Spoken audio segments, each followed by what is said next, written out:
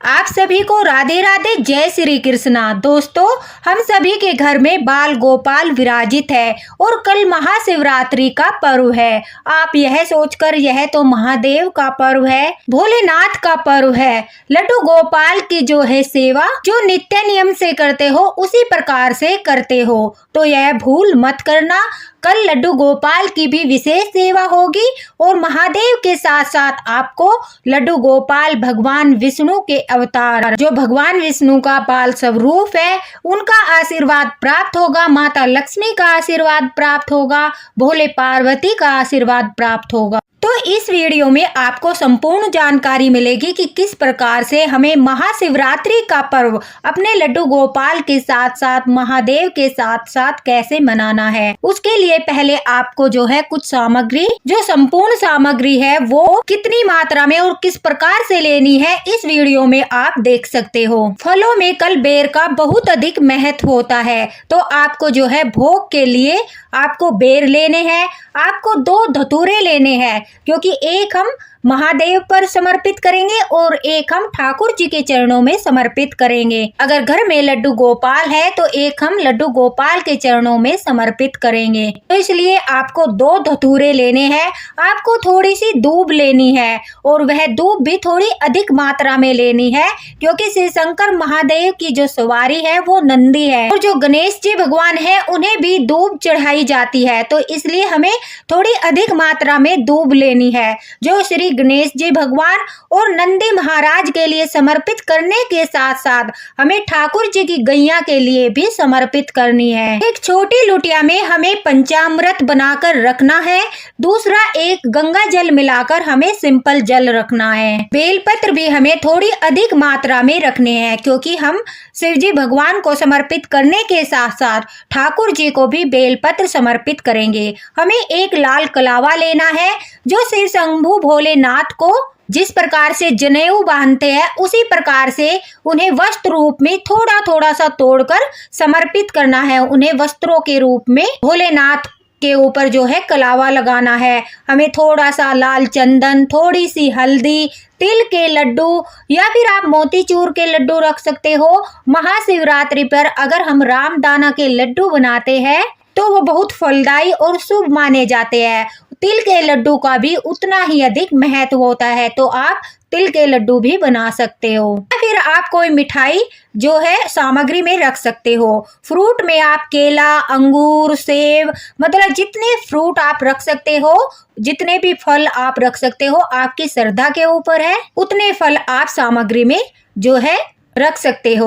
उसके पश्चात आपको दोस्तों माता पार्वती के लिए लाल रंग की चूर्णी और 5 श्रृंगार रखनी है। साथ ही साथ आपको राधा रानी के लिए भी चुन्नी और 5 श्रृंगार हमें एक ही रखना है, बस चुनरी जो है वो 2 रखनी है। आपके घर में राधा रानी विराजित हो या ना हो, आपको भाव ऐसा रखना है जैसे हमारे कन्हैया के साथ हमारी राधा रानी भी विराजित है, क्योंकि जहाँ कन्हैया होते हैं वहाँ राधा रानी स्वयं ही विराजमान होती है। तो इसलिए हमें श्रृंगार में 2 चुनरी रखनी है, एक राधा रानी के लिए और एक माता पार्वती के लिए। और जो 5 श्रृंगार रखते हैं वो आप कुछ भी रख सकते हो, जैसे कि बिंदी हो गई, चूड़ी हो गई, सिंदूर अनिवार्य है, नेल पॉलिश हो गई, कोई भी 5 श्रृंगार आप चुनरी पर रख लीजिए। उसके पश्चात आपको थोड़े से पुष्प रखने हैं। आप जो है पीले रंग के फूल भी रख सकते हो, आप जो है गुलाब के फूल भी रख सकते हो, लेकिन पीले रंग के फूल का बहुत अधिक महत्व है, इसलिए आप पीले रंग के फूल रखिए।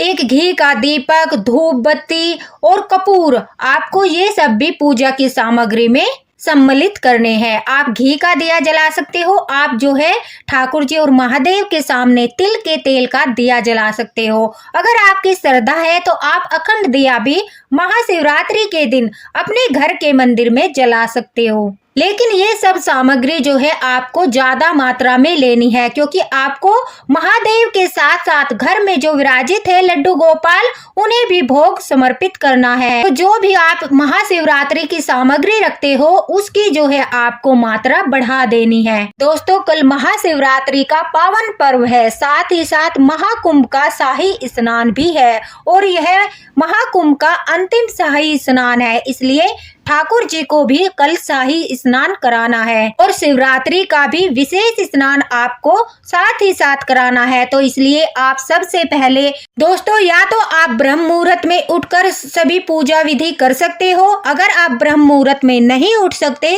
तो 6 बजे से लेकर 8 बजे तक आपको अवश्य ही उठना है। अपने स्नान जल में गंगा जल डालकर तिल डालकर आपको स्नान करना है। उसके पश्चात आपको ठाकुर जी को स्नान के लिए उनका कच्चे दूध से अभिषेक करना है। कच्चे दूध से उन्हें अभिषेक करने के पश्चात उनके स्नान जल में आपको जो है एक धतूरा, तुलसी पत्र, थोड़ी सी हल्दी, लौंग का जोड़ा, बेलपत्र, दही, शहद, घी अगर आप डालना चाहते हो तो देसी घी थोड़ा सा डाल सकते हो। इस तरह से आपको उनका पंचामृत बनाना है और उसी पंचामृत से आपके जो है दोनों शाही स्नान और महाशिवरात्रि का विशेष स्नान, ठाकुर जी को दोनों स्नान इस प्रकार से आप करा सकते हो। उसके पश्चात ठाकुर जी का आपको श्रृंगार करना है। उन्हें पीले वस्त्र धारण कराने हैं या फिर आप हल्के रंग के कोई भी वस्त्र उन्हें धारण करा सकते हो। आपके मंदिर में अगर भोलेनाथ, पार्वती माता, गणेश जी, कार्तिकेय और उनके नंदी जी की कोई तस्वीर है तो आपको वो तस्वीर ठाकुर जी के पास ही एक लाल रंग का आसन लगाकर उस पर वो तस्वीर रख लेनी है, क्योंकि हमें ठाकुर जी के साथ ही भोलेनाथ की महाशिवरात्रि की पूजा करनी है। देखिए, अगर आपके पास शिवलिंग है तो बहुत अच्छी बात है। आप शिवलिंग को एक पात्र में रखकर शिवलिंग का भी महाअभिषेक कर सकते हो।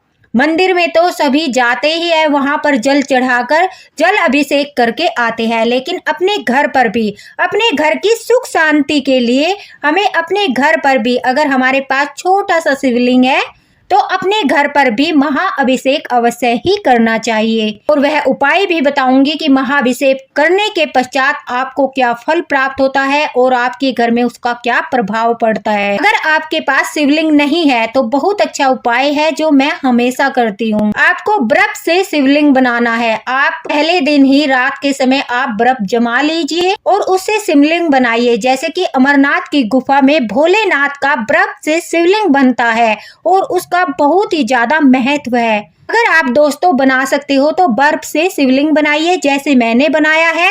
फिर आप भोलेनाथ का महाअभिषेक करिए। आपको जो है 100 गुना फल प्राप्त होगा, भोलेनाथ का वरदान प्राप्त होगा। जहां आप ठाकुर जी की सेवा करोगे, पूजा पाठ करोगे, भोलेनाथ की पूजा पाठ करोगे, वहीं पर एक पात्र में आपको शिवलिंग रख लेना है। अगर आपके मंदिर में इतना स्पेस नहीं है तो आप यह नीचे चौकी लगाकर जमीन पर उस पे लाल रंग का कपड़ा बिछाकर भी सारी विधि कर सकते हो। वहीं ठाकुर जी को बैठाकर भोलेनाथ की जो है तस्वीर रखकर और फिर शिवलिंग को रखकर पूरी पूजा विधि वहीं पर कर सकते हो। लेकिन ध्यान रहे, आपको जमीन पर सीधे नहीं बैठना है, अपने नीचे भी एक आसन रखना है। उसी के ऊपर बैठकर आपको जो है सारी पूजा विधि करनी है। तो शिवलिंग आप बनाओगे या आपके पास है दोस्तों, पहले आपको दूध से अभिषेक करना है। उसके बाद शिवलिंग के अभिषेक के लिए भी आपको पंचामृत तैयार करना है, जैसे गंगा जल, दूध, दही, थोड़ी सी हल्दी, शहद और देसी घी मिलाकर आपको शिवलिंग के लिए भी पंचामृत तैयार करना है। आपको उस पंचामृत से जो है महादेव का अभिषेक करना है। पंचामृत से अभिषेक करने से पहले आप महादेव का दूध से अभिषेक करिए। दूध से अभिषेक करने से हमारे महादेव बहुत अधिक प्रसन्न होते हैं। उसके बाद आप पंचामृत से अभिषेक करिए। अभिषेक करने के पश्चात आप ठाकुर जी के और महादेव के सामने घी का दीपक जलाइए या तिल के तेल का दीपक जलाइए। जब आप भोलेनाथ को जो भी भोग लगाओगे, लड्डू का, बेलपत्र का, धतूरे चढ़ाओगे, जो भी, वो आपको ठाकुर जी के चरणों में भी समर्पित करना है। साथ ही साथ लड्डू का भोग महादेव को लगाते समय आपको ठाकुर जी को भी भोग लगाना है। और जो श्रृंगार आप माता पार्वती को समर्पित करोगे दोस्तों, वही श्रृंगार आपको राधा रानी का भाव रखकर या फिर राधा किशोरी जी विराजमान है तो उन्हें भी समर्पित करना है। भी सामग्री अच्छे से समर्पित करने के पश्चात आपको जो है अपने ठाकुर जी की आरती करनी है, महादेव की आरती करनी है। अगर आपके घर में शंख है तो आपको 3 बार आरती के समय शंख नाद करना है। अगर शंख नहीं है तो आपको 3 बार घंटी बजानी है, हल्के हल्के से बजानी है। अगर आप महाशिवरात्रि की कथा भी सुनना चाहते हो, अपने फोन में सुन सकते हो या पढ़ना चाहते हो तो आप फोन में लगाकर पढ़ भी सकते हो, महाशिवरात्रि की कथा भी कर सकते हो। सारी पूजा विधि करने के पश्चात दोस्तों आपको तुलसी जी की भी सेवा करनी है। आपको तुलसी जी में जो है चौमुखी अगर आप दीपक जलाते हो जिसका प्रकाश चारों दिशाओं में फैलता है और तुलसी माता को भी एक नई छोटी सी चुनरी समर्पित करते हो, उससे क्या होता है, जैसे कि हमने ठाकुर जी के रूप में भगवान विष्णु के बाल स्वरूप की सेवा की है, उसी प्रकार माता लक्ष्मी का भाव रखकर जब हम तुलसी माता की पूजा आराधना करते हैं तो हमें माता लक्ष्मी का आशीर्वाद प्राप्त होता है। इसलिए आपको थोड़े से तिल डालकर आटे का दीपक बनाकर, चौमुखी दीपक बनाकर तुलसी माता के पास जलाना है। एक छोटी सी लाल रंग की चुनरी आपको माता तुलसी को भी समर्पित करनी है। पूरा दिन आपको जाप करने हैं, मानसिक जाप कर लीजिए, भोलेनाथ का ध्यान कीजिए, ठाकुर जी का ध्यान कीजिए। अगर आपके आसपास गौ माता है, आपके आसपास कहीं नंदी बैल है तो आप उन्हें हरा चारा खिलाइए। कहते हैं कि शिवरात्रि के दिन गाय माता को और नंदी को हरा चारा खिलाने से आपके जीवन में परेशानियों का अंत होता है, आपके जीवन में हरियाली आती है, यानी खुशियाँ आती है। कुछ समय के बाद अगर आपने जो बर्फ का शिवलिंग बनाया है वो पिघलकर थोड़ा सा जल एकत्रित हो जाता है। दोस्तों आपको एक महा उपाय भी बताती हूँ जिसका वीडियो मैंने शेयर किया है और जिसका बहुत अधिक फल आप लोगों को प्राप्त होने वाला है। आपके घर में सुख समृद्धि का वास होने वाला है। आपको जितना शिवलिंग पिघल गया है उस शिवलिंग को उठाकर आपको तुलसी जी के गमले में रख देना है, या फिर आपके पास कोई भी पौधा हो, जैसे मनी प्लांट का पौधा हो गया या किसी फूल का पौधा हो गया, आपको बाकी का शिवलिंग वहां पर रख देना है। और जो आपके पास जल एकत्रित हुआ है उससे आपको अपने पूरे घर में छिड़काव करना है। आपके घर में कोई बीमार व्यक्ति है, आपको उसे वो जल थोड़ा प्रसाद के रूप में पिलाना है और थोड़ा सा जल उसके शरीर पर भी छिड़कना है। घर के सदस्यों के ऊपर थोड़ा थोड़ा सा छींटा लगाना है। इससे क्या होगा कि आपके घर में जितने भी ग्रह दोष है, जो राशि दोष है, आपके घर में जितने भी ज्यादा नेगेटिव एनर्जी है वो सब दूर हो जाएगी। दूसरा उपाय है धतूरे का, जिसका भी वीडियो मैंने आप लोगों के साथ शेयर किया है।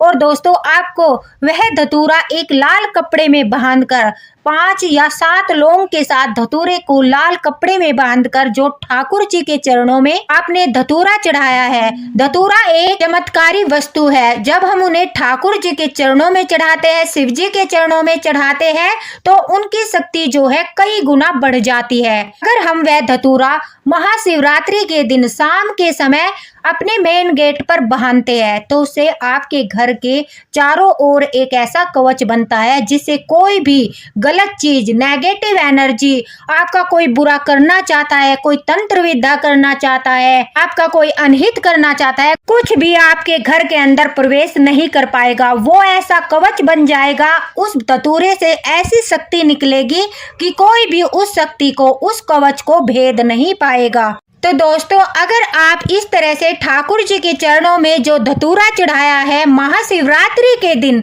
यह उपाय करते हो तो आपको उसका बहुत अधिक फल प्राप्त होता है। महाशिवरात्रि के दिन आपको अन्न का सेवन नहीं करना है, आपको फलाहार करना है, आपको नमक का सेवन नहीं करना है, आपको किसी को अपशब्द नहीं बोलने हैं, ब्रह्मचर्य का पालन करना है, किसी स्त्री का अपमान नहीं करना है, किसी पशु को हानि नहीं पहुंचानी है, किसी गरीब की आत्मा नहीं दुखानी है। अगर इस तरीके से आप महाशिवरात्रि का पर्व मनाते हो और जबकि यह 144 साल के बाद इतना शुभ मुहूर्त हमें सौभाग्य से प्राप्त हुआ है, अगर हम ठाकुर जी के साथ साथ महादेव की इस प्रकार से सेवा करते हैं, उनके साथ जो है ठाकुर जी के साथ साथ अपने घर में महादेव का भी जल अभिषेक करते हैं और साथ में उनकी पूजा करते हैं तो हमें महाशिवरात्रि का 100 गुना फल प्राप्त होता है। हमें भगवान विष्णु, महादेव, माता लक्ष्मी और पार्वती सभी का आशीर्वाद प्राप्त होता है और उन सब से हमें वरदान मिलता है। उस वरदान से हमारे जीवन में सुख और आनंद का आगमन होता है। तो दोस्तों जिस किसी के घर में भी लड्डू गोपाल है बड़ी श्रद्धा और प्रेम के साथ ठाकुर जी के साथ महादेव की भी इसी प्रकार से पूजा पाठ करनी है। अगर हम इस प्रकार से पूजा पाठ करेंगे तो हमारे जीवन में जो है खुशियों का आगमन होगा। वीडियो पसंद आया हो तो आप लाइक करना और ज्यादा से ज्यादा शेयर करना। अगर आपका अब भी कोई डाउट बच गया है तो आप कमेंट बॉक्स में पूछ सकते हो, आपको रिप्लाई अवश्य ही मिलेगा। और दोस्तों, मैंने डिटेल में सभी महाशिवरात्रि के वीडियो में यही बातें डिटेल से बताई है। तो अगर आपका कोई भी कंफ्यूजन है तो आप महाशिवरात्रि के ऊपर डाली गई सत्य घटनाओं को सुनकर दोबारा से डिटेल में सारे उपाय को अच्छी तरह से सुन सकते हो। इसी के साथ राधे राधे, हरे कृष्णा। मिलते हैं अगले वीडियो में अगले मार्गदर्शन के साथ। महादेव की कृपा आप पर बनी रहे, ठाकुर जी की कृपा आप पर बनी रहे।